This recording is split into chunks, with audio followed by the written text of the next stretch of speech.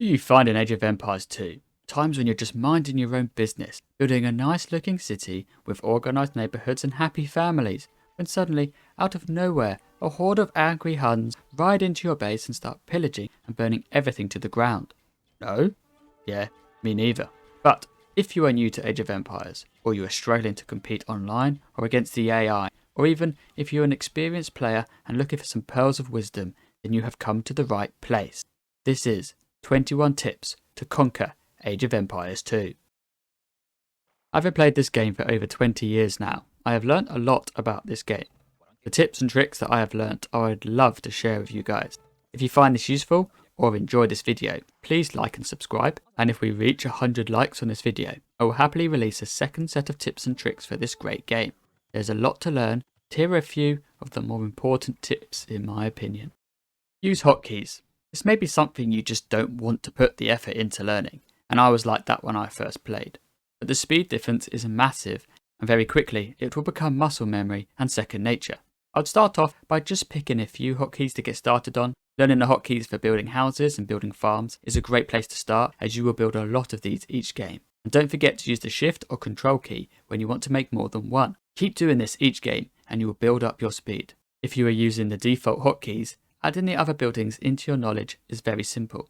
The hotkeys line up with your keyboard by following the icons in the bottom left corner, with the top left being Q and bottom right being B, and the rest follow this system. Don't forget there are two types of buildings that a villager can build. It will be Q for the economic buildings and W for military buildings. So for house, it is just Q, Q, and then you shift and you start placing them down wherever you want. Once you get the hang of it, you can move on to other buildings, like a barracks, which is just W, Q. Following on from hotkeys, use control groups. By selecting buildings or units and hitting control on a number, you will bind the chosen unit or buildings to that number. But every time you hit that number, you will select that group. I would suggest starting off placing into your control groups your starting scout, the town centre, the production buildings producing your main unit, and then your army. And as you get better at the game, you can probably add more control groups to different parts of your army. That way you can zoom quickly to the action where your units are by double pressing the number of the selected units or pressing the number and then spacebar. And while fighting, you can hit the control group for your production buildings or your town centre and continue producing without a need to head back to base to manually select the buildings. Always keep your town centre or your town centres busy. The town centre should always be producing villagers unless you're going up to the next age or doing another town centre technology. You should be producing villagers at all times until you get to approximately 90 to 120 villagers, depending on the situation. But don't worry if you make too many, because you can always delete them. To keep a town centre constantly producing villagers, it is best to have about 6 villagers gathering food per town centre, although you can have 5 if you have a food gathering civilization bonus. Kill enemy villagers early. First time players make the mistake of waiting till they have late game units before attacking. But if you can do damage to the enemy's economy, and especially if you can kill enemy villagers, you can get yourself a big economic advantage. Early on, every villager is extremely valuable. Every lost villager is not just the 50 food production cost and the 25 seconds of production time at the town centre, but also they are losing all the resource gathering time of that villager, which early on is about 35 resources per minute. Also, attacking the villagers will push them off resources as they flee towards safety, and so will not be able to be gathering resources for a period of time, which will be time you hopefully will be using to increase your resource advantage. But a 1 HP villager gathers at the same rate as a full health villager, so make sure you focus on finishing off weaker villagers rather than hurting a few. Also, sacrificing too many units to take down one villager is not cost effective, as you could possibly lose more resources to get that one villager than he or she would have gathered. So kill villagers, but don't overcommit. You can always come back later. Do not use the bell at the town centre. Garrison just the villagers that are in danger. You do not want to idle your entire economy when one section is under attack. Queue orders, especially with villagers. Gone are the days where you had to wait for an order to be completed before you had to task a villager to do something else. You do this by holding shift to select the next task. For example, now you can tell a villager working as a lumberjack to build a house and then go back to work as a lumberjack, reducing idle time of villagers. This is very useful, especially useful for queuing up which sheep you want the villagers under the town centre to take next. We have all been there, looking away, then looking back at our town centre to find the villagers have decided to massacre the entire flock of sheep, the scumbags. Also useful for monks gathering relics. Send the monks to the relic and shift click the monastery. You can even do this with multiple relics, and the monks will go get the relics and bring them back to the monastery. This will stop you forgetting about the old man, ambling across the map and finding him at the end of the game still holding on to that relic. Wall with your buildings. Rather than randomly placing buildings willy-nilly, why not use buildings to defend your base? By placing them tactically in a wall towards the enemy's base, you can build a natural defense which will block enemies' early raids and save resources you may have spent on walls. Buildings early game actually take longer to destroy than fortified walls. Learn build orders. It may sound a bit like school, but this is essential for newer players. Gathering resources in a certain order will allow you to advance and set up your base in the best way possible to help your economy and get you through the ages. There is even an Art of War tutorial which teaches you the basics and will even push you to be super quick so that you can feel ready to compete online with those who have played so many games they do this automatically. I would recommend understanding how to do build orders for getting scouts on the field early, archers on the field early, and getting to the castle age as soon as possible. Although build orders are only able to get you to a certain point before you'll have to start adapting, it won't give you a set order to win you a game. It will, however, give you a good enough start to give you a fighting chance. Also, you will have access to different amounts of resources on different maps, so you will not be able to do the same thing every time, but a build order practiced will speed up your skills fast and give you an idea of the resources you will need to prioritize at what points in the game. Use the mobility of your units. If you have a faster unit than the enemy, that is a huge bonus. By either hit and running with ranged units or riding around the enemy army and raiding a base, you will deal incredible damage. And if they drag units back to defend against a raid, then use that mobility to leave and attack elsewhere. If you have faster units, then you do not need to engage the enemy army where they want to fight. Rather fight on your terms whenever you can. Use Siege. For newer players, using Siege units can be daunting or be completely forgotten, but they serve a very important role in the game. If the opposition has the early advantage and has archers or crossbowmen on the field, and you don't have the time to build up an army to compete, then by building ideally a mangonel or even a scorpion, you can push a larger army away from your base. One big hit from a mangonel on a group of crossbowmen can turn a game around instantly. Now the opponent can micromanage the crossbowmen to combat a single mangonel, so don't run it too far away from support or from your base or from repairing villagers, but it will distract the opponent, and if needed you can always add another mangonel. If you've ever tried to dodge 2 shots from a mangonel, you'll know what I mean. Also, Siege can make a great addition in early Castle Age aggression. By building forward siege units, you can apply pressure to the enemy's base and force a reaction. If you find your opponent is attempting to focus on economy and has no army, then by attacking with a small army with siege support, you can heavily punish them. Mangonels can outrage town centres and can take on towers when there's a villager repairing your mangonel, so that can be devastating if used appropriately. Siege is also massively influential in the Imperial Age to take out castles and enemy buildings, but most people already know that. Using Siege in the Castle Age is rarely some people's go-to. As a heads up, if you do get attacked by mangonels, the best reaction is either a knight or 2 if they have a small army, or even if you create your own mangonels, you can counter their mangonels.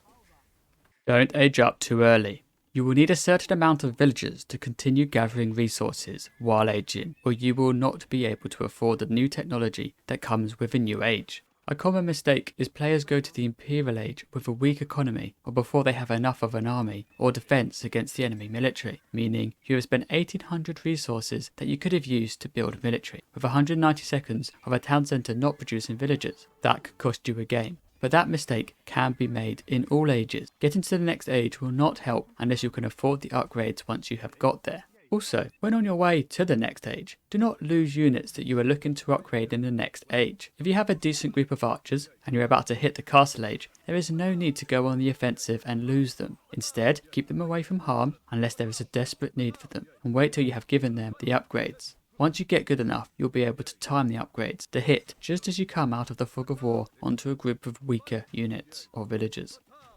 If you are going to play online with teammates, then it is best to learn some terminology. There's lots, but try to get to grips with them so when your teammate says X enemies so I can douche, you don't get offended. The main ones that will help you out and are the most common in team game are probably FC, going to try to get to the castle age fast to build castle age units. Booming, getting to the castle age before going into full economy. Trash, attacking enemies with towers. Flush, attacking enemies in feudal age. Expo, going to build up to an army of crossbows.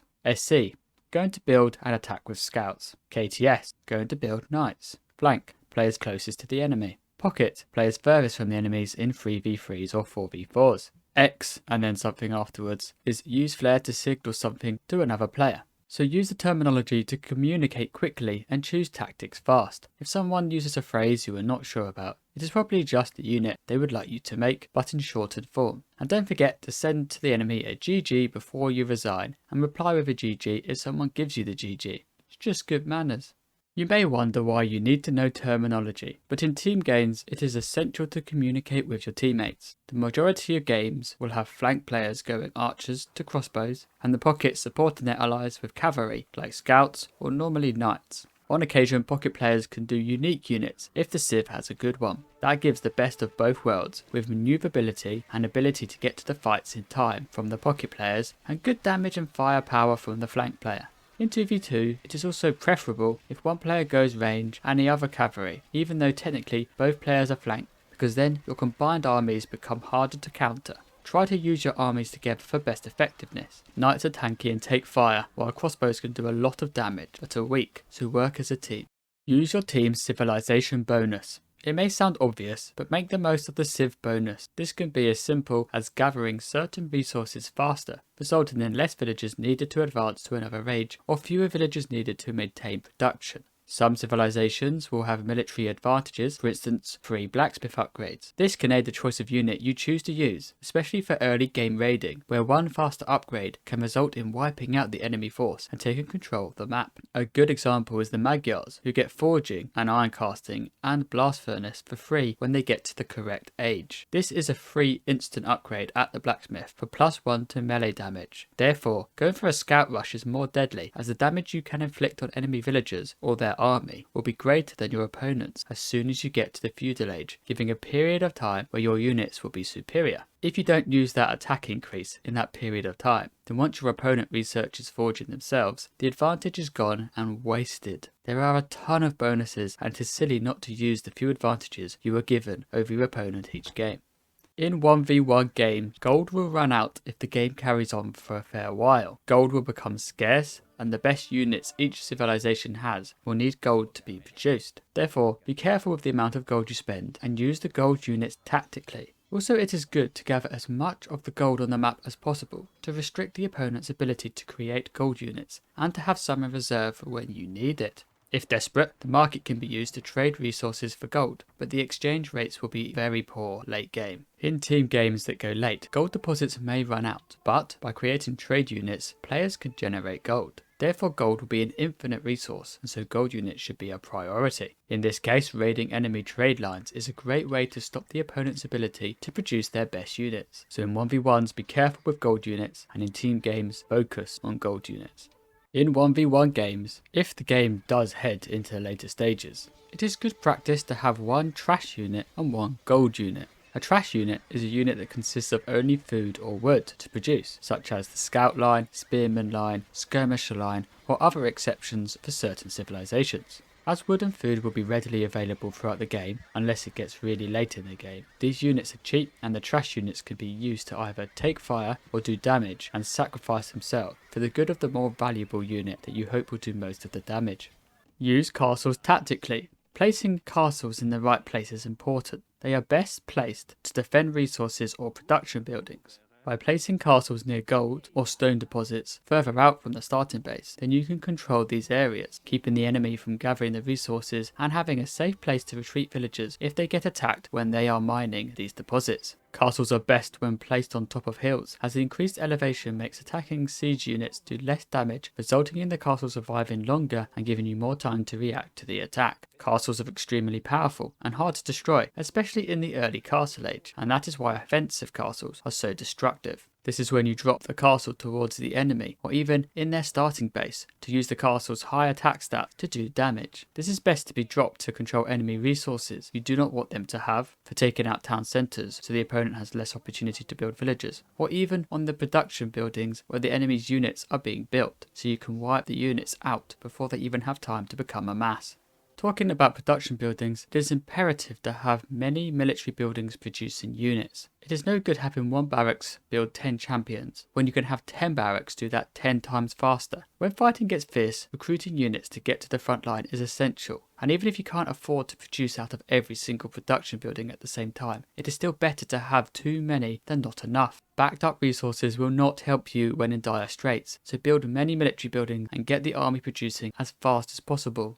The 200 stone you start with is very useful. Use it wisely. It is best used to help you drop 2 extra town centres in the castle age. That way you can start mass producing more villagers without spending vital villagers' time mining extra stone. Also, if you are planning a really fast time to the castle age and produce loads of knights, then selling stone for gold is a useful tactic to get the gold to advance faster before producing the knights and sending them into the opponent's base those vital seconds earlier than usual. But don't be afraid to use that stone to drop a tower to protect key resources. If you have a gold deposit nowhere near your town centre and the enemy could do a lot of damage if they catch you with an army and they can keep you off the gold, then it is a good idea to drop a tower and have a safe place to run villagers and keep enemy units away. It will be more important in the long run to drop that tower and save that stone for later, because there probably won't be a later.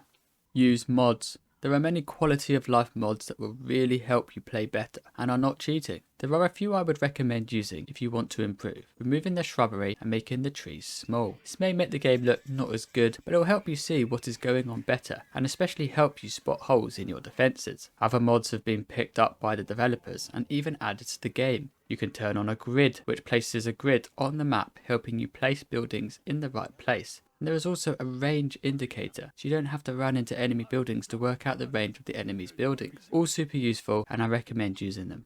My last tip is to watch online players. Many of them live stream and upload content on YouTube, and although they don't always tell you exactly why they are doing something, you will start to pick up things from watching them. I would highly recommend watching the Viper or Hera, as they release good high level content, but you can't go wrong watching any of the high level players. And if you are fascinated with the number crunching and in-depth information about the game, then I would highly recommend Spirit of the Law.